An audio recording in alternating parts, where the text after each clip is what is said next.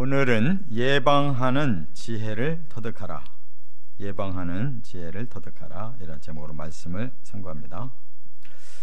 오늘 본문은 지혜를 강조하고 있는데 어떤 지혜냐?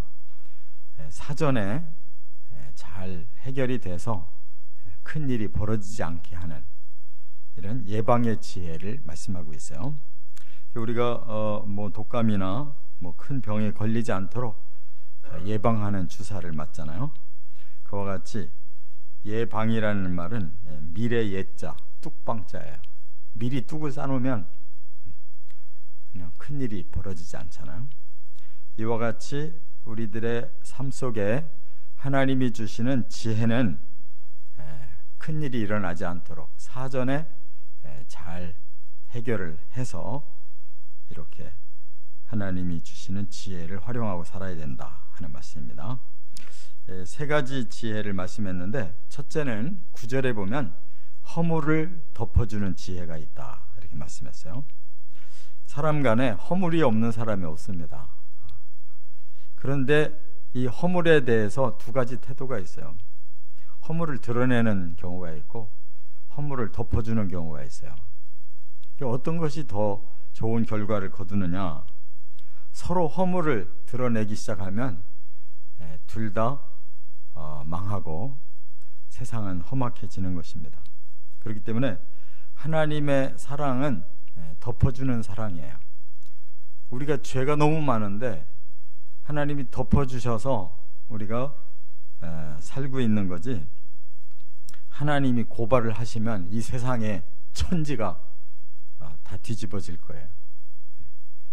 사람들이 모르고 넘어가는 것이 얼마나 많아요. 그러나 하나님 모르는 게 없으신데도 덮어주셔서 사는 거예요.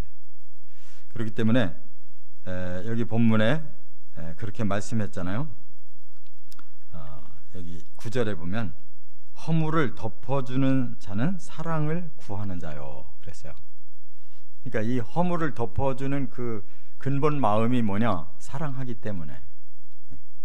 하나님이 우리 사람들을 사랑하시기 때문에 허물을 덮어서 용서하고 우리가 이제 새롭게 살겠다고 회개하고 하나님 앞에 구원을 청할 때 하나님께서 우리를 의롭다 인정하시고 구원하시는 거잖아요. 이게 복음의 원리잖아요. 이 복음은 사람들에게도 그대로 적용할 필요가 있다 그 말입니다. 허물을 덮어준다고 해서 무조건 죄를 감춰준다는 뜻이 아니에요. 그 죄가 드러나면 이제 사람들은 벌을 받아야 되잖아요. 근데 고발 문화가 지금 이 세상을 정의롭게 만든다는 명분 하에 고발을 자꾸 하는데 그 고발이 만사가 아니에요. 고발하면 서로 고발하게 돼 있고, 그러면 세상이 완전히 두려워서 살 수가 없는 세상이 됩니다. 그게 바로 잘못된 종교가 그렇게 또 만들고 있어요. 그래서 계속 보복하게 하는 거예요. 구약에서는 보복법이 있지만 하나님은 보복법이 목적이 아니고 사랑으로 사람들을 구원하는 게 목적이에요. 죄를 드러낼 때도 있지만 그것이 근본적으로는 용서해서 구원시키는 데 목적이 있다는 거예요. 그렇기 때문에 허물을 덮어주는 자는 사랑을 구하는 자다. 여기 구한다라는 말이 찾는다는 뜻이에요. 바카시. 결국 사랑을 우리가 되찾아서 그것으로 모든 걸 해결한다, 그런 뜻입니다. 그런데 허물을 거듭 말하는 자가 있다. 이 말은 뭐예요? 일부러 그 사람의 허물을 자꾸 들춰가지고 그 사람을 깎아내리든지 뭔가 손해를 주든지 이렇게 그 사람을 해칠 마음이 있는 거예요. 그래서 거듭 말한다 그랬는데 이것도 바로 앞에서 말하면 괜찮아요. 그 사람을 지적해서 고쳐주려고 그 근본 마음이 미워하거나 헛뜯고자 하는 게 아니라 그 사람의 단점을 바르게 고쳐주려고 하는 마음 괜찮은데, 여기서 허물을 거듭말한다 하는 것은 그 사람 앞에서 얘기하는 게 아니라 뒤에서 딴 사람에게 계속 그 사람의 허물을 고발하는 것을 말하는 거예요. 그렇게 되면 친한 벗을 이간한다 그랬어요. 그러니까 아무리 친하다 할지라도 상대방의 허물을 알고 있잖아요. 우리가 그 사람을 좋게 만들어주기 위해서 덮어주기도 하고 때로는 지적도 해서 책망하기도 하는 것이죠. 그러나 이것도 저것도 아닌 제3의 방법, 뒤에서 허물을 계속 드러내는 건 해치려고 하는 마음이에요. 그래서 결국은 가까운 벗의 관계도 중간에 틈을 벌려서 결국 벌어지게 만든다 그 말이죠. 이처럼 허물을 우리가 덮어주는 것이 예방하는 지혜다. 두 번째, 여기 10절부터 12절까지는 미련한 자를 경계하는 지혜.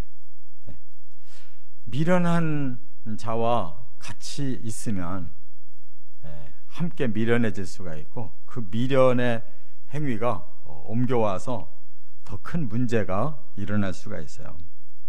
여기 지금 10절에 그렇게 말씀을 했어요. 한마디 말로 총명한 자에게 충고하는 것이 매 100대로 미련한 자를 때리는 것보다 더욱 깊이 박히느니라 그랬어요.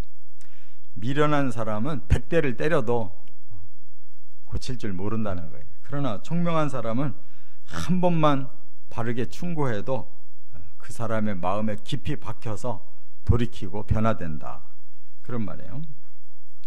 여기 12절로 넘어가 보면 미련한 자를 만나느니 차라리 새끼 빼앗긴 곰을 만나는 것이 낫다 이런 말을 했어요. 새끼 빼앗긴 곰을 만났다 이건 큰일 나는 거예요. 근데 더 큰일 나는 거는 미련한 자를 만나는 거다. 그러니까 사람이 미련해지면 얼마나 추악해지는지를 의미하는 뜻이에요. 이와 같이 사람이 마음에 그 악한 그 본능과 또 죄성이 이렇게 발동을 하면 짐승만도 못한 거예요. 저도 강아지 길러보니까 철저히 이기적이긴 한데 먹는 거에 초점 맞춰져 있고 지 자신을 위해서 저 주인에게 아양도 떨고 뭐 다 하는 거지 뭐 먹을 거 안 주고 뭐 이러면은 그냥 오라 그래도 도망가 버리더라고. 그러나 해치지는 않잖아 사람을. 지가 원하지 않으면은 뭐 떨어지기는 해도 막 주인을 물고 막 이렇게 해치지는 않잖아요. 착해요 근본이. 사람은 그렇지 않아요. 수틀렸다 하면은 상대를 해치거든요. 괴롭히고 끝내는 뭐 상대의 목숨까지도 빼앗잖아요. 이 사람처럼 무서운 존재가 없어요. 아무리 무서운 짐승도 그냥 일방적으로 달라들지 않아요. 뭔가 자극을 받아가지고 달라드는 거지. 그러니까 뭐 배만 부르면 옆에 누가 지나가도 공격 안 해요. 근본적으로 하나님 주신 그 선을 넘질 않아요. 이 자연의 세계는 사람만 이 하나님 앞에 갔다가 사탄 앞에 갔다가 이렇게 바뀌는데, 바로 미련하다는 것은 바보라는 뜻이 아닙니다. 미련하다는 것은 악한 본성과 죄성이 그냥 아주 최대한 폭발해 있는 사람을 말하는 거예요. 그러면 그런 사람은 감당할 수가 없다는 거예요. 뭐 아무리 때린다고 그 사람이 돌이키냐, 그렇지 않다는 거예요. 그러나 하나님의 지혜가 들어간 사람은 총명하기 때문에 한마디 말만 제대로 해도 알아듣고 깊이 반성하고 변화될 수가 있다, 그런 말이죠. 그래서 여기 11절에 이제 이런 말씀을 했어요. 악한 자는 반역만 힘쓰나니 그러므로 그에게 잔인한 사자가 보냄을 받으리라. 미련한 사람이 이제 최종적으로 완전히 악한 자가 되는 거예요. 그래서 그 사람에게는 잔인한 사자가 갈 거다 그랬어요. 형벌밖에 없는 거예요. 여기 잔인한 사자라는 말은 마라크라고 그러는데요, 킬러, 이 악당들의 세계에는 킬러가 있잖아요. 돈 줘서 사람 죽이라고 하면 보내잖아요. 그러면 반드시 그 사람을 해쳐야 자기 역할을 하고 돈 받아 먹잖아요. 그게 저승사자인 거예요. 무서운 이러한 결과를 거둔다는 거예요. 그래서 미련한 자는 경계해야 된다.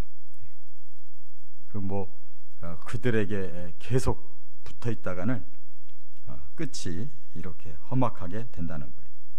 끝으로 세 번째 13절 14절에 보면 다툼을 차단하는 지혜. 또 사람은 감정적인 존재라 너무 다툼이 많아요. 다 드러내지 않아서 그렇지 사람 간에 속으로 얼마나 부글부글 끓고 사는지 불만이 많아요.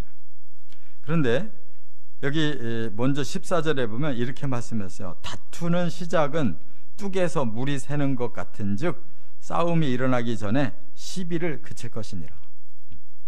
그러니까 우리 마음속에 아직 뚝이 터지지 않은 상태일 뿐이에요.